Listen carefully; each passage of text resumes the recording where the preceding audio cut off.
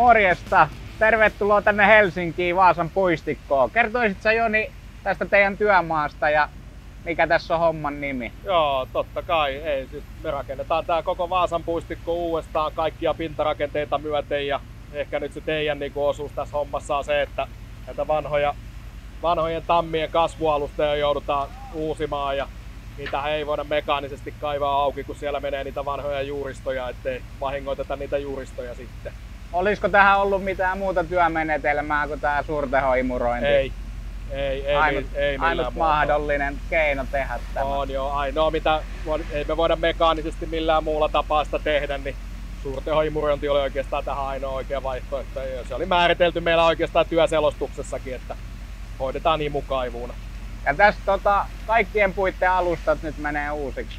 Kyllä joo, kaikkien puitten lähijuuristot ainakin imastaan tyhjäksi ja sitten tässä on yksi puu, jolle tehdään isompi kantava kasvualusta-osuus ja 2 puuta tässä oikealla, mille tehdään kanssa isommat kasvualusta-osuudet sitten.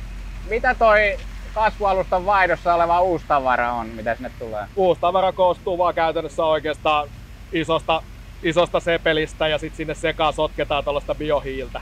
Joo. Et ei ole niinku perinteinen kasvualusta, että perinteiseen kasvualustaan laitettaisiin sitten lohkereiden sisään inframultaa tai jotain muuta vastaavaa, mutta tässä mennään puhtaasti sepelillä ja biohiilellä. Joo, mutta sinne tulee puulle ravinteita ja sitten puisto pysyy kauniina pitkän aikaa. Käytännössä näin sen pitäisi mennä. Ei muuta kuin VRI yhteyttä, jos haluaa puiston komeeksi, niin VRI hoitaa.